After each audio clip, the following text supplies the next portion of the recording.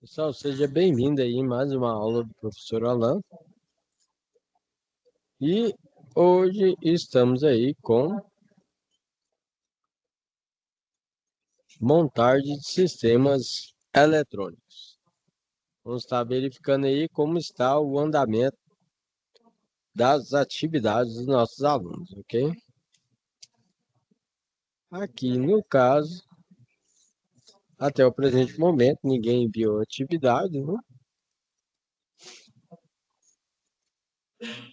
Hoje é a nossa primeira aula, né?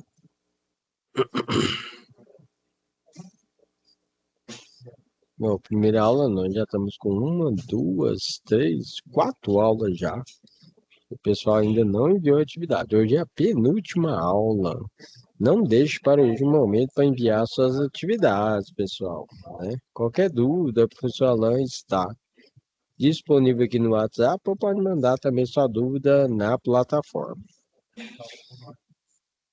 Nesse caso, o professor Alan aí vai estar passando para vocês aí a parte de montagem de sistemas eletroeletrônicos. Aqui, deixa eu pegar aqui, ó.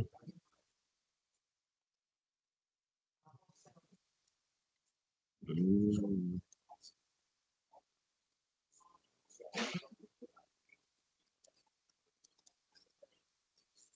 Então, a parte de montar de sistema eletrônico,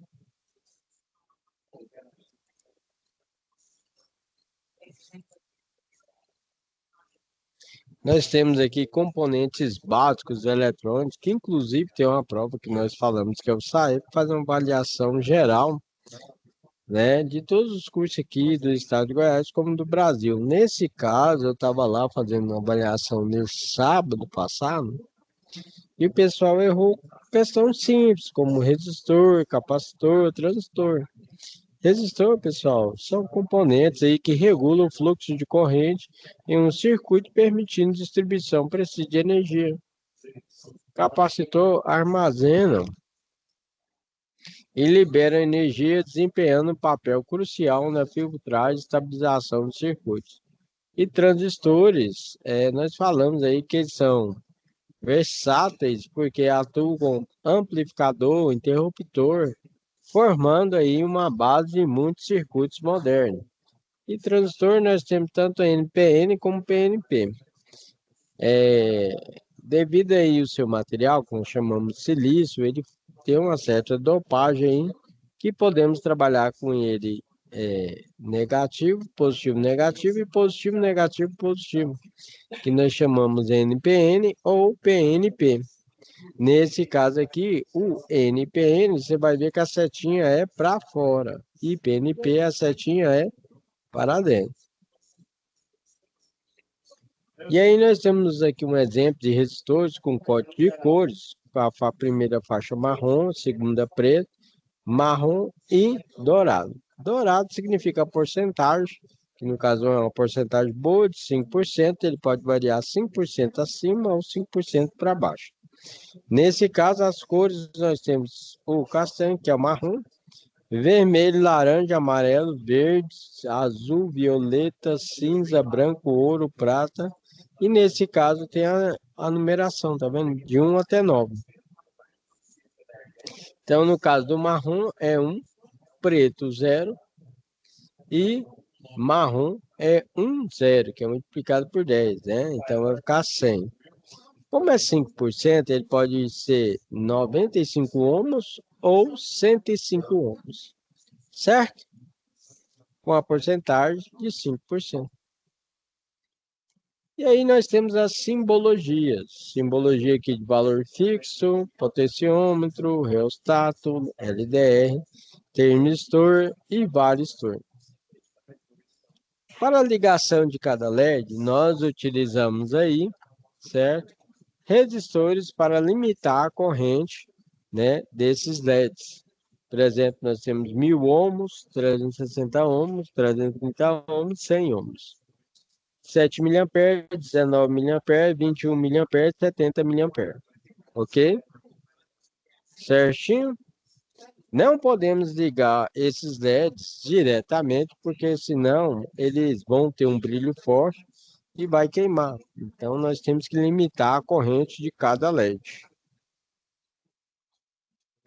E aqui, pessoal, Alan vai passar um pouco aí de explicação sobre os componentes eletrônicos para vocês.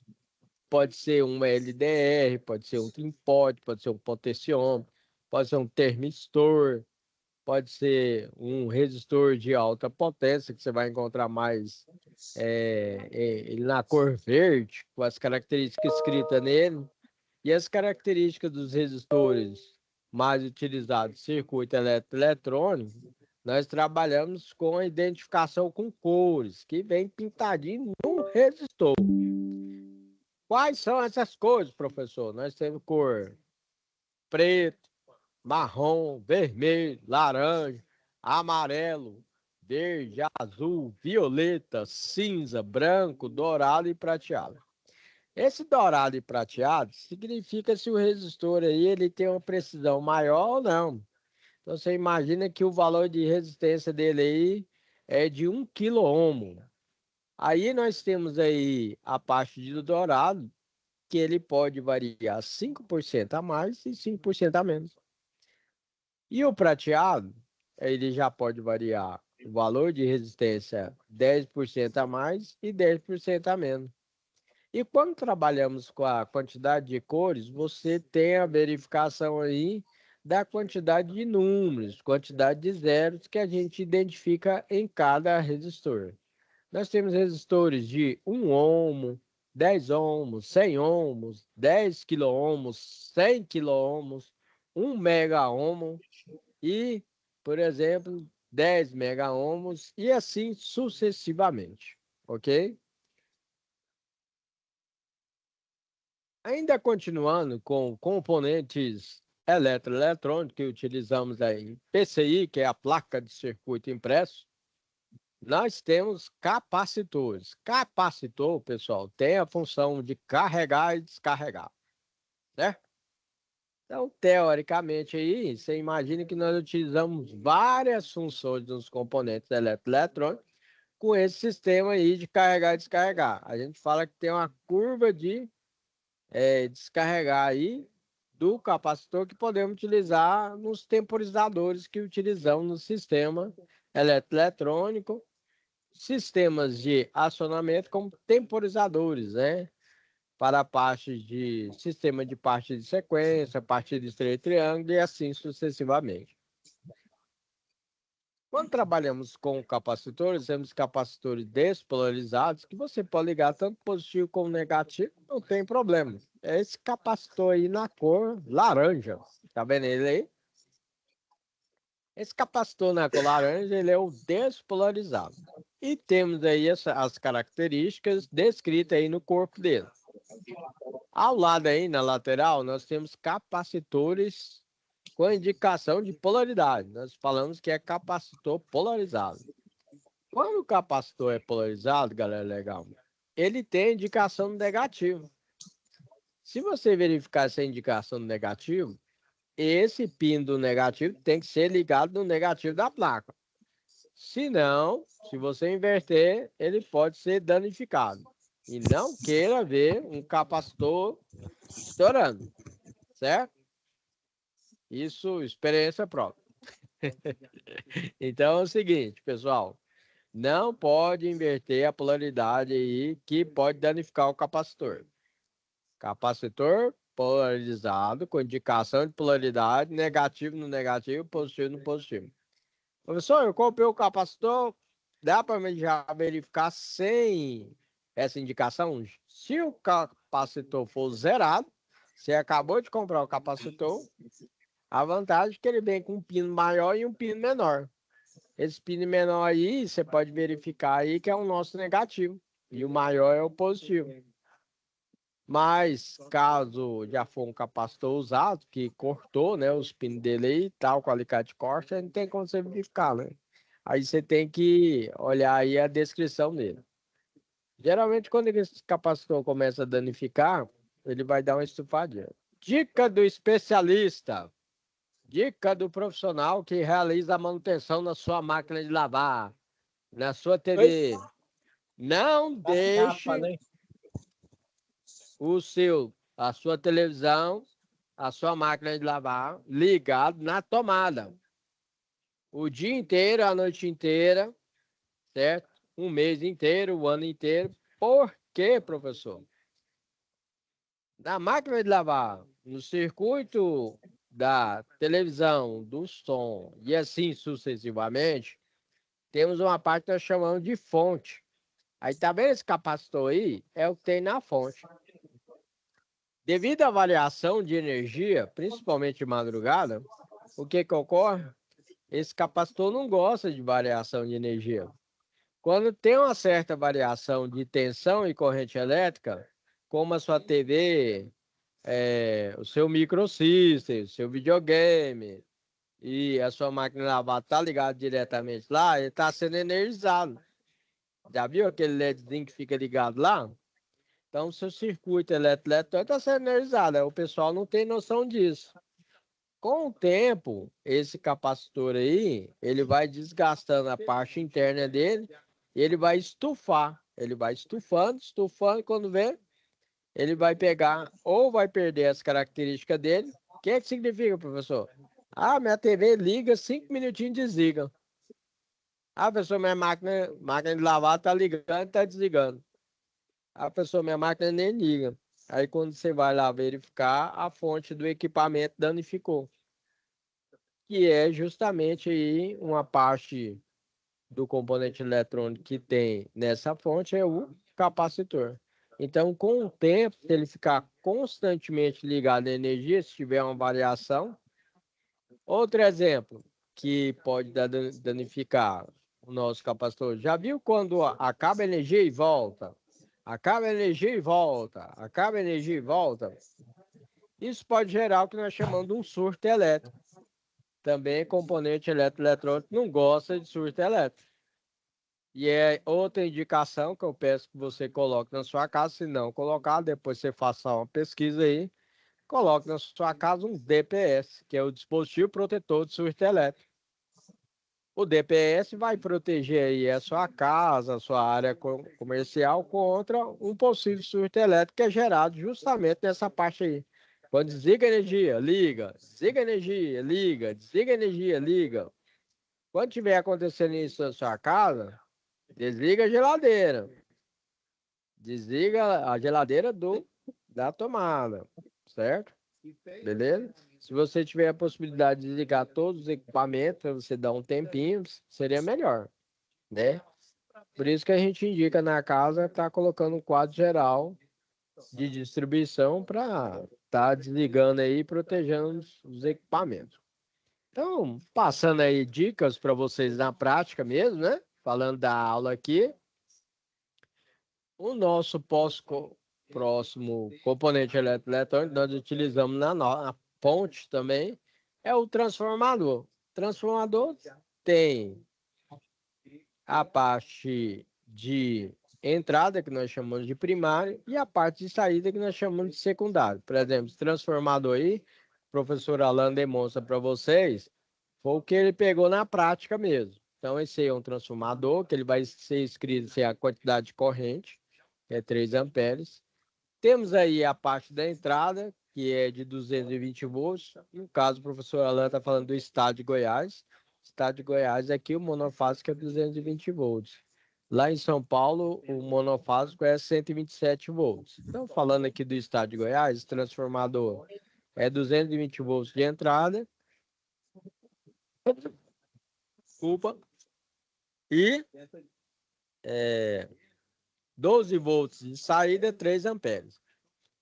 Essa é a característica que nós falamos do transformador, desse transformador, ok? Que é bastante utilizado na placa de circuito eletroeletrônico. Outro componente eletroeletrônico que nós utilizamos é o nosso transistor. Transistor, pessoal, ele tem tipo uma dopagem aí que nós trabalhamos. E aí nós falamos que ele pode ser tanto PNP ou NPN. Lembrando que N é o negativo e o P é positivo. transistor tem uma característica específica, ele pode ser uma parte de acionamento para abrir o circuito, fechar o circuito. Essa parte aqui nós chamamos de base. A base. Então, aí eu falei um pouco sobre os componentes eletrônicos, bem rápido, né?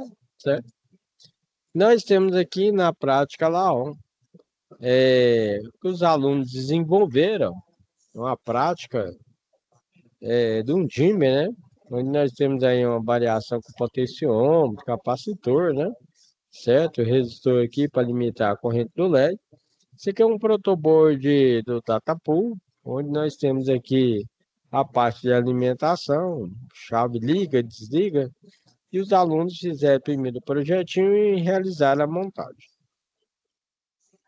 As ferramentas que nós mais utilizamos aí para montagem, né, de circuitos eletrônicos, ferro de solda, tanto profissional como, né, o simples. Temos o multímetro, alicate de corte e estação de retrabalho. Falando um pouco agora para vocês sobre fonte estabilizada e não estabilizada, conhecido também como fonte linear e não linear. Uau! Duracell, patrocinadora oficial da equipe Williams. Preciso me preparar para isso. Pronto para correr! Duracell dura mais, muito mais. Abrir uma Brastemp é abrir a cabeça. Brastemp é outro mundo. Que é o que mostra a figura B. Se eu compro essa ponte retificadora pronta, ela já vem com essa marcação, ó, das saídas, indicando positivo e negativo, e das entradas para tensão alternada. Quando eu vou comprar ou substituir um diodo ou uma ponte retificadora, eu devo observar o valor de corrente que esse diodo suporta, ou essa ponte retificadora suporta, e o valor da tensão reversa. A tensão reversa é o valor de tensão que vai ficar sobre o diodo ou sobre a ponte quando ela estiver polarizada reversamente, ou seja, quando aquele diodo não conduz. O capacitor de filtro, ele serve para pegar aquela tensão retificada, que é uma tensão alternada, uma tensão contínua pulsante, e uma tensão mais contínua, né, mais retinha. Então, a figura A e a figura B trazem o símbolo do capacitor eletrolítico. Então, o capacitor eletrolítico é aquele que tem polaridade, ou seja, eu tenho que cuidar quando eu ligo ele, porque ele tem um terminal, que é o terminal positivo e um terminal negativo. O terminal negativo é representado ali na figura A pela barrinha preta e na figura B pela curvatura. Os capacitores eletrolíticos normalmente têm valores na casa dos microfarads.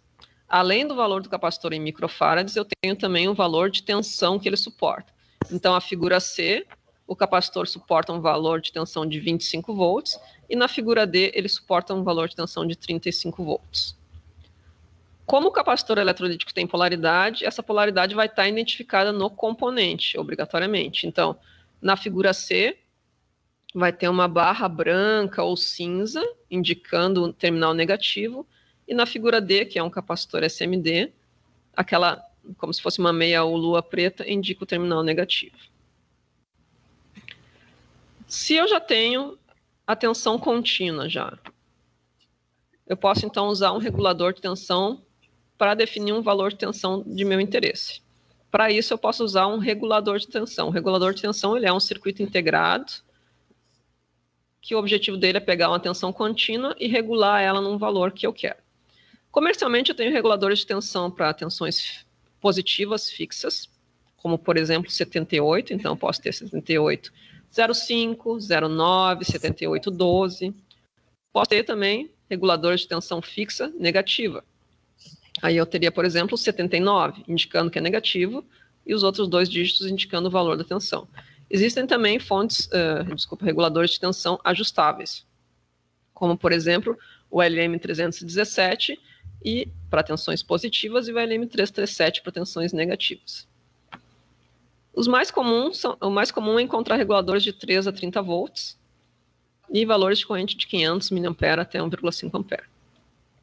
A figura A traz a simbologia para o regulador de tensão positiva, ou seja, o 78,05, por exemplo. Note que na simbologia o pino 1 é o VI, V input, tensão de entrada, pino 2 é o GND e pino 3 é o Vout, ou seja, tensão de saída. Já para o LM317, que é um regulador ajustável, o pino 3 é a tensão de entrada, o pino 1 é ajuste e o pino 2 é a saída. Então eu tenho que cuidar bem quando eu estou lendo o esquema eletrônico para não me confundir. Os encapsulamentos, ou seja, aspecto real, formato do componente, pode variar. Então, o mais comum de achar os reguladores 78, da família 78, é o encapsulamento TO220, que é indicado ali na figura C. Note que esse encapsulamento TO220 não serve somente para reguladores de tensão, ele serve também para transistores, para TRIAC, SCR, enfim. Então, eu tenho que cuidar, quando eu olhar um componente, eu tenho que, além de achar que eu tenho que ler estampado o nome dele na frente, no corpo dele. Existem ainda outros encapsulamentos. Os metálicos, ali da letra D, da figura D e F, e o encapsulamento SM dele, que é o TO263 da figura E. Sempre devo baixar o datasheet do componente e observar qual é a capacidade dele em termos de corrente.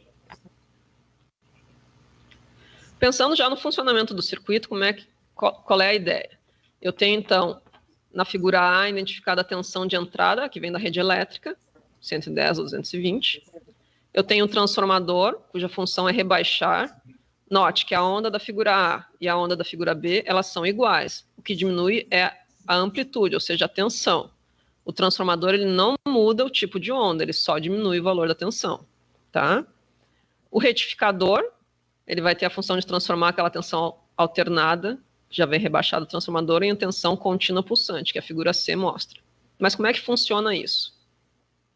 A tensão alternada, ela possui, no momento positivo, um semiciclo positivo e um semiciclo negativo. E ela fica alternando isso, né? Por isso que ela é chamada de alternada.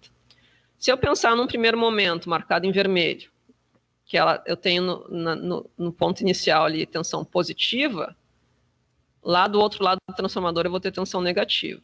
E aí isso aí faz com que a marcação em vermelho indicada ali saia, passe por um diodo, passa por uma carga ligada na saída ali, retorna, passa por outro diodo e volta para o transformador, a corrente elétrica.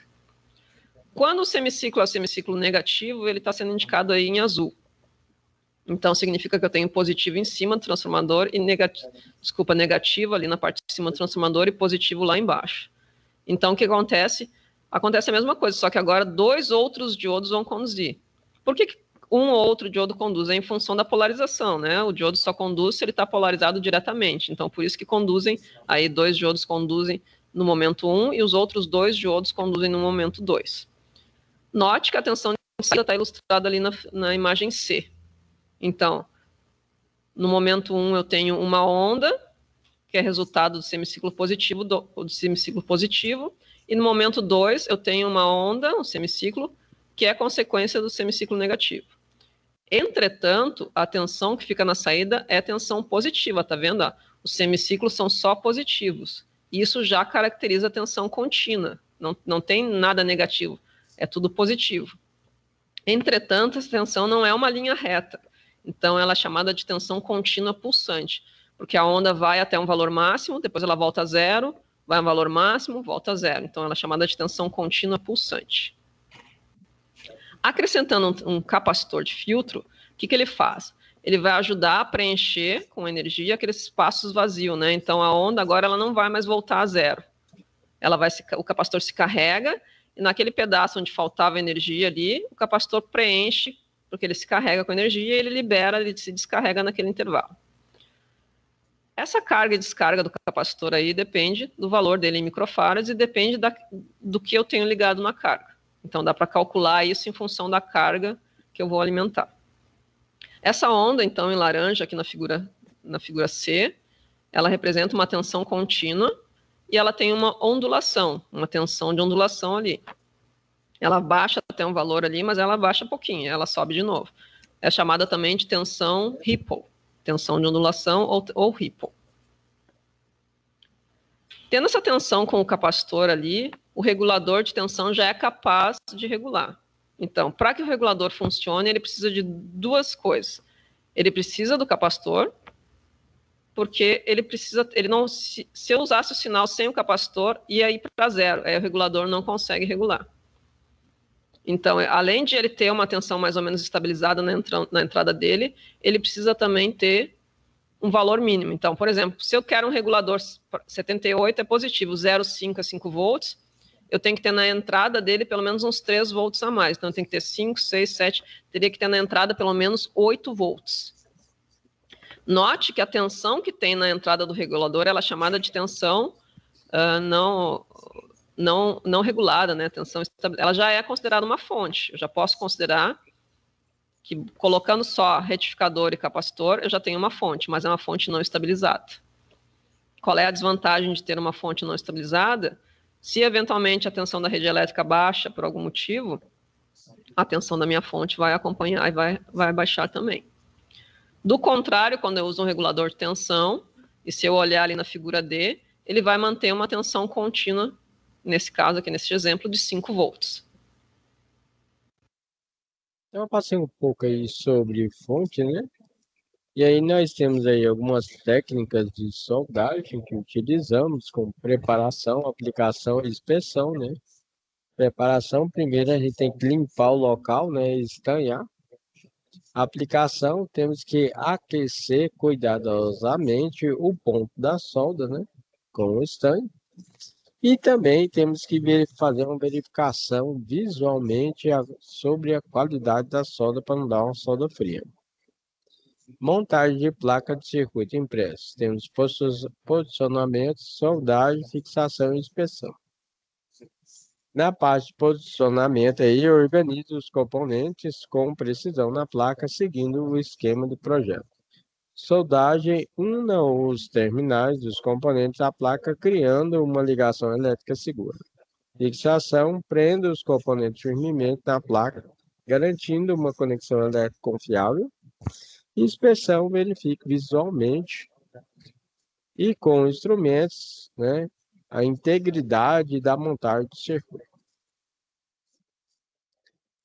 Teste de depuração de sistemas eletrônicos. Temos aí a verificação inicial, tem que inspecionar visualmente, né? Teste funcional, pegar o instrumento e verificar aí toda a nossa placa e solução, se deu algum problema, você pega e separa a sua placa, né? Por falhas, né? E vai refinando até achar o problema. Boas práticas de montagem envolvem organização e trabalho, né? Seu trabalho tem que ser local limpo, né? Organizado, atenção aos detalhes, segurança e paciência. E aqui o professor Alan vai passar um pouco aí sobre, né, o funcionamento do LED e como você calcula aí a resistor do LED. Princípio. Notícias de última hora. Duracell dura mais, muito mais. Diodo, só que ele é um diodo emissor de luz. Essa característica ela é conseguida através dos materiais que se constrói o diodo. Então, através dos materiais, quando esse diodo conduz, e se ele é um LED, ele vai emitir uma luz, né? O LED, assim como um diodo normal, ele possui polaridade. Essa polaridade ela vai ter que ser indicada, né? Então, vai ter um terminal negativo e um terminal positivo. Na imagem ao lado ali, o terminal negativo, ou catodo, ou cátodo, ele é indicado pelo chanfro, ou seja, existe um corte no encapsulamento do LED indicando esse negativo. Às vezes, alguns LEDs não possuem esse corte, então eu poderia também identificar o negativo do LED olhando ele internamente. Se vocês olharem aqui na figura, eu consigo ver que o terminal negativo dele, lá dentro, ele tem uma área maior. Então, eu poderia identificar dessa forma. O pessoal também gosta de identificar através do comprimento do terminal. Isso só vale quando o LED for novo. Se ele tiver cortado com os dois terminais iguais, não é uma opção válida, né?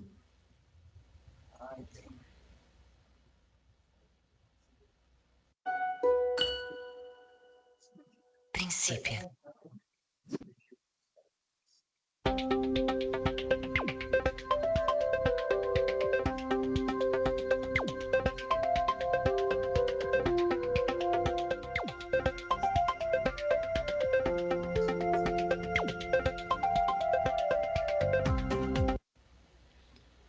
O LED é um diodo, então a simbologia dele é uma simbologia igual à do diodo. Entretanto, ele vai ter umas setinhas indicando uma emissão, indicando que sai uma luminosidade dele, né? Da mesma forma que o diodo comum, o traço ali embaixo do triângulo que forma o diodo, o símbolo do diodo, indica o terminal negativo. Comercialmente existem muitos LEDs, né? Então, os LEDs mais comuns são os LEDs difusos, de diâmetro de 5 mm ou de 3 mm. E as cores mais comuns são amarelo, vermelho e verde. Mas existem outros LEDs, né? Existe LED azul, LED emitindo em branco, rosa, LED bicolor. Existem os LEDs de alto brilho, LED que pisca, os LEDs infravermelho, que a gente usa como emissor, por exemplo, nos controles remotos. Cada componente sempre vai ter as suas especificações técnicas, que a gente encontra nos datasheets, né? Então, os LEDs ali à direita, o da figura 1, por exemplo, ele é um LED da cor amarela, de 5 mm, do tipo difuso. A corrente típica de funcionamento dele é de 20 mA e a tensão típica, ou seja, o valor de condução dele é de 2,1 volts. A figura 2 tem um LED vermelho, a corrente é a mesma, só que a tensão é um pouquinho menor, 2 volts. O LED verde, a corrente é a mesma e a tensão típica é de 2,2. Existem alguns fabricantes que colocam tipo corrente máxima e corrente mínima. Nesse caso, a gente pega e coloca uma corrente mais ou menos no meio ali, né, para não ultrapassar o valor limite do componente.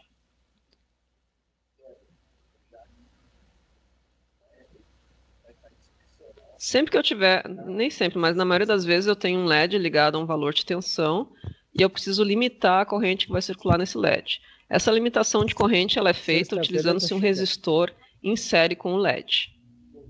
Para calcular esse resistor, eu preciso saber algumas informações, né? Eu preciso saber aonde ele vai ligado, então qual o valor da tensão da fonte em que ele vai ser ligado. Eu preciso saber as informações sobre o LED, então qual é a tensão e a corrente desse LED, que são informados pelo fabricante. E a equação ali ao lado dá como eu calculo esse resistor. Então, para calcular um resistor, eu tenho que saber a tensão sobre ele e a corrente que passa nele. Como o LED está em série com o resistor, né, a corrente do LED vai ser a corrente do resistor. Então, a resistência do LED, que vai ser calculada em ohms, é igual ao quê? Primeiro eu calculo a tensão da fonte menos a tensão do LED, pego esse resultado e divido pela corrente do LED. Vou achar o valor do resistor que eu vou colocar em série com o LED. Além de calcular o valor da resistência, eu preciso me preocupar também com a potência que esse resistor vai dissipar. Então, às vezes, os LEDs estão ligados numa tensão muito maior ali, tipo, o LED está ligado lá em 20, 24 volts, então eu preciso, de fato, calcular a potência do resistor. Como é que eu calculo potência de forma geral? Potência calculada pela tensão vezes a corrente. Então, eu vou pegar, para calcular a potência naquele resistor que vai em série com LED, eu vou pegar a tensão sobre esse resistor vezes a corrente que passa nesse resistor. Então, eu calculo a potência em watts.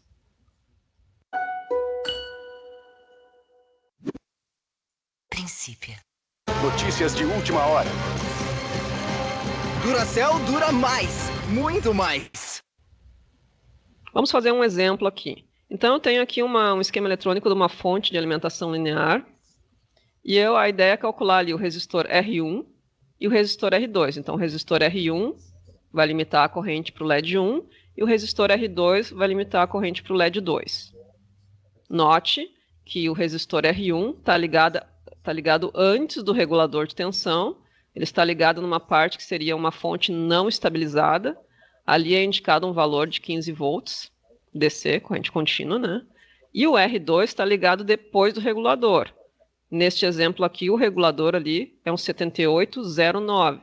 Então, 78 tensão positiva, 0,9, 9 volts. Então, eu tenho dois valores de tensão diferentes. R1 é alimentado por 15 volts e R2 é alimentado por 9 volts. Então, o primeiro LED é um LED amarelo. Então, as informações sobre o LED são: tensão do LED amarelo é 2,1 volts e a corrente é 20 mA. O LED amarelo é o LED 1, então ele está ligado em 15 volts. Logo, a tensão da fonte dele vai ser de 15 volts. Então, calculando ali à direita, R1 é igual à tensão da fonte menos a tensão do LED 1 dividido pela corrente do LED 1. Então, 15 volts menos 2,1, o resultado disso dividido por 20 mA. 20 mA, como é que eu coloco isso na calculadora? 20 exponencial menos 3. Ou então, ali no ladinho, né, 20 mA é igual a 0,02 amperes. Calculando o resistor R1, eu encontrei 645 ohms. Se eu for lá na loja, não vou encontrar esse valor para vender, né? Então, eu tenho que pegar um valor próximo, um valor comercial. Comercialmente, eu teria o resistor de 570 e o resistor de 680. Nesse caso, eu optei pelo resistor de 680, porque o de 570 ficaria muito abaixo e faria com que a corrente passasse dos 20 mA. Então, valor da resistência escolhida, 680 ohms. Preciso também calcular a potência do resistor. Sempre que eu vou comprar um resistor, eu compro o valor e a potência que ele suporta. Então, qual é a tensão que vai sobre o resistor 1? É a tensão da fonte menos a do LED, é o que sobra para o resistor. Quem é a corrente do resistor 1? É a mesma corrente do LED, que são os 20 mA. Calculando ali, então, 15 menos 2,1 vezes 20 mA, deu 258 miliwatts. 258 miliwatts, eu devo, na verdade, 1/4 de watt, daria 250 miliwatts, é melhor que eu opte por uma potência acima, né, dando um limite para o componente. Então, quando eu for comprar o resistor, eu vou comprar um resistor de 680 ohms e meio watt. O procedimento para calcular o resistor 2, que é o do LED 2, é igual ao resistor anterior. Então, o que eu tenho que cuidar? Que, na verdade, aqui o resistor, o LED 2, está ligado na saída, está ligado nos 9 volts, então a tensão da fonte vai ser 9 volts, e que ele é um LED vermelho. Então, a tensão do LED é de 2 volts. A corrente é de 20 mA. Estamos usando aqueles exemplos que eu dei lá no início.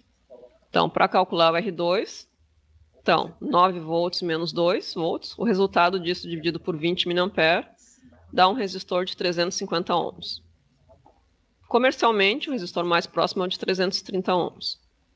De novo, vou calcular a potência agora desse resistor. O procedimento é o mesmo, e a potência calculada deu 140 miliwatts. Então, o resistor que eu devo comprar lá é um resistor de 330 ohms e 1/4 de watt. Era isso. Muito obrigada pela atenção. Então, eu passei um pouco aí sobre o LED, né? Falando agora da nossa situação de aprendizagem, temos aqui na explicação da situação de aprendizagem 2, temos que estar trabalhando aí, ó, nosso circuito de LED. Então, temos 4 LEDs, né? 4 resistores para limitar a corrente do LED. Temos aqui parte dos capacitores aqui, ó, e o nosso potenciômetro. Então, no caso lá, quando você for lá na sua sala de aula lá, ó,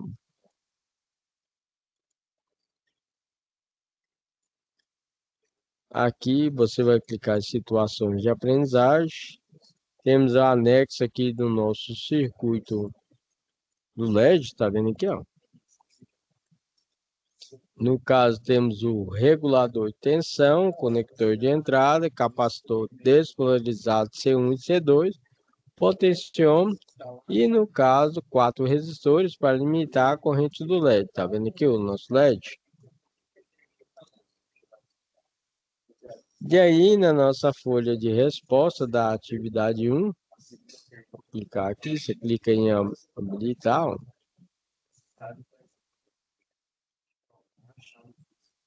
Você tem que fazer uma lista dos componentes, ok?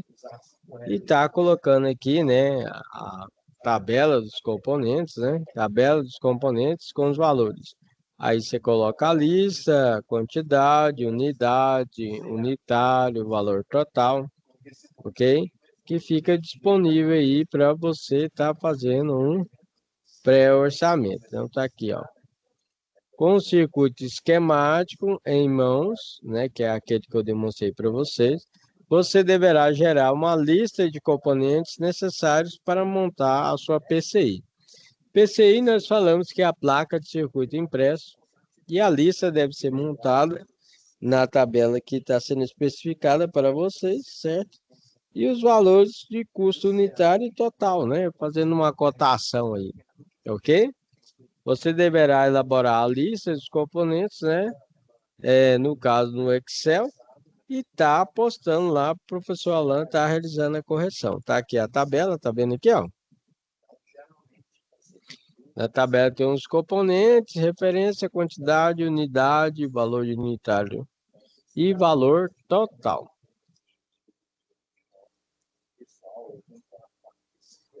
Aqui é o circuito do dimmer, né, que eu falei para vocês, tá vendo aqui? Então, no caso aqui, ó, vamos dar um exemplo. Você vai estar colocando regulador de tensão 7805. 7805 significa que ele vai regular a tensão de 5 volts, certo? Então, você vai pegar aqui, vai lá na internet, ó, e procura valor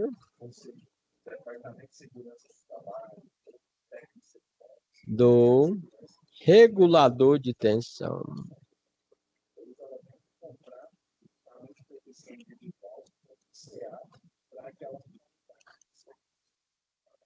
Setenta e oito zero cinco.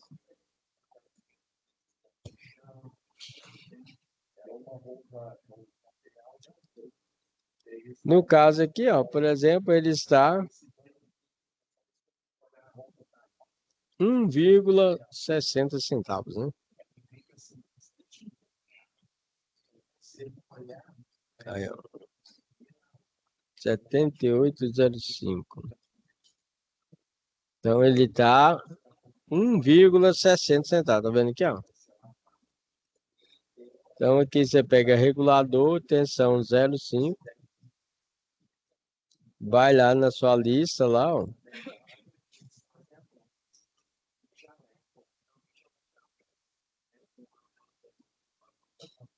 Aqui, ó. Aqui é o circuito, né? Cadê a nossa lista?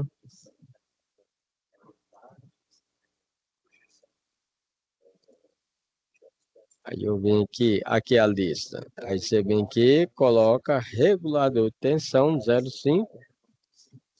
Referência, vou colocar 2252. Quantidade, só tem um, né?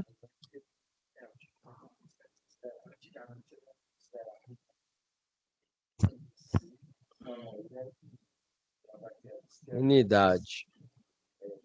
Peça. Valor unitário. 1,60, né? 1,60. Valor total, que só tem um, né? 1,60, ó. Né? E aí você olha de novo a sua placa de circuito impresso que foi fornecida aqui pela atividade, né? Então a placa aqui nós temos o que mais? Temos um potenciômetro de 1K. 1K é 1 kΩ, certo? Então você vem aqui, ó, potenciômetro, valor do potenciômetro.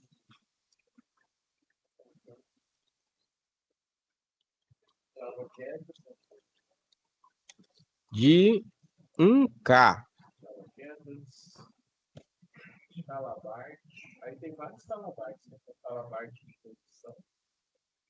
Aí o valor dele aqui tá variando, né? Então ele tá mais barato aqui, tá de R$ 13,79, ó.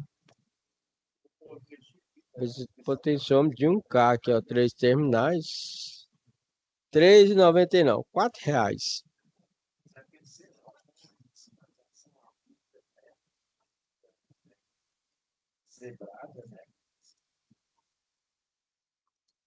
E aí eu volto lá na minha. R$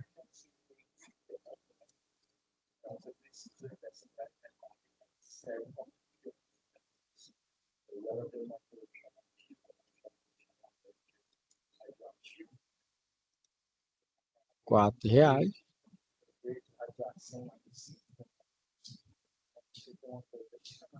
Vou botar aqui na minha lista.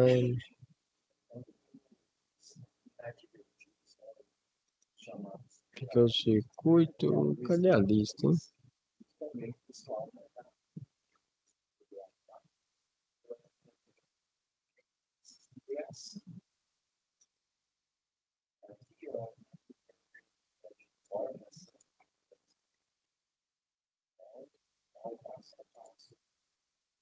Tá aqui porque tem um monte de arquivo aberto aqui.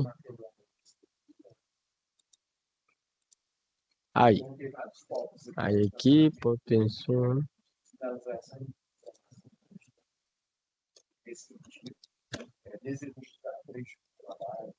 Potencial também é só um. Peça. Valor R$4, hein? Entenderam, pessoal? Esse aqui, então, é a primeira situação de aprendizagem. Na segunda situação de aprendizagem, que é essa daqui, ó.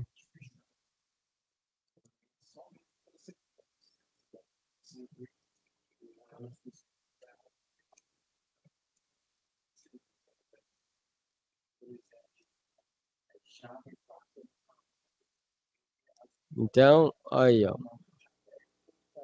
Equipamento, ferramenta. Você vai utilizar solda? Vai, né? Aí você coloca sim. Você vai utilizar fluxo? Sim ou não? Aí você vai ticando, entendeu? Você vai utilizar soldador? Sim. Alicate de bico? Sim. Sugador, que é o sugador de solda? Sim. Ok, pessoal? Aí você vai colocando sim ou não, certo? Beleza? E aqui embaixo, ó, EPI, equipamento de proteção individual. Você vai usar calçado de segurança, capacete, vai utilizar luva, certo? Protetor ocular, óculos, aí você vai esticando.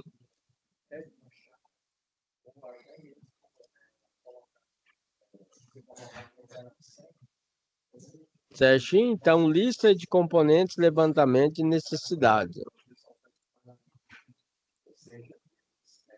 Aí você vai preencher e vai enviar aqui. E aí, no momento, isso aqui é só no momento, o pessoal confunde mais.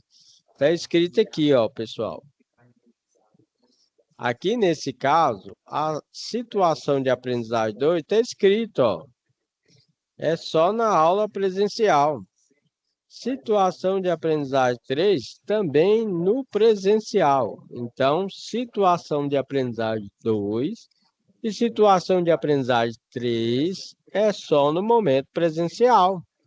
Não precisa se preocupar. Aí direto os alunos vão e perguntam, professor, e a situação de aprendizagem 2? E a 3? O senhor não explicou. Ué. Não expliquei porque é só no momento presencial. Tá bem aqui, ó. Então, lá no presencial, aqui, ó. Vou abrir aqui, ó. É o circuitinho aí que você vai estar realizando a montagem. Ok? Então, tá aqui, ó. Com layout, que é a plaquinha, né? O circuito, né? Da placa de circuito impresso, utilizando aí a ferramenta do software, você deverá disponibilizar 3 imagens aí da sua placa que serão anexadas aí posteriormente, ok? Então, nesse caso aí, isso aqui é feito e desenvolvido na aula presencial, ok? Então, tá aí, ó, SAP 3 na aula presencial. E aí, no caso aqui da SAP 4,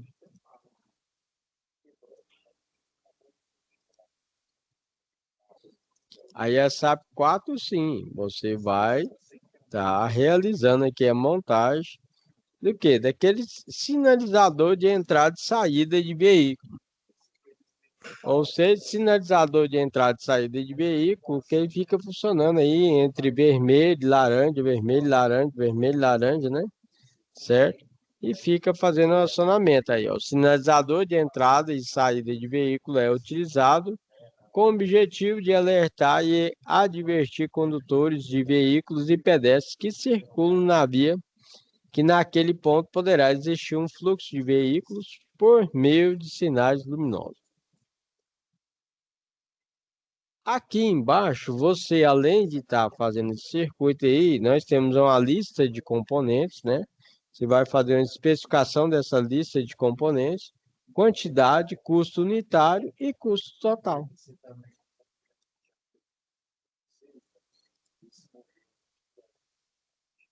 Ok, pessoal? Deixa eu voltar aqui. Aqui. Aí, beleza. Bem, qualquer dúvida você pode estar enviando aqui a sua pergunta na plataforma ou enviando a mensagem no WhatsApp do professor Alan. Ok? Certinho? Realizei a explicação novamente das situações de aprendizagem e de parte do conteúdo. Caso você tenha dúvida, entre em contato com o professor Alan. Vou estar aguardando aí o lançamento das suas atividades para estar realizando a correção. Ok? Desejo a vocês aí um ótimo final de semana. Fica com Deus, um abraço, tchau, tchau.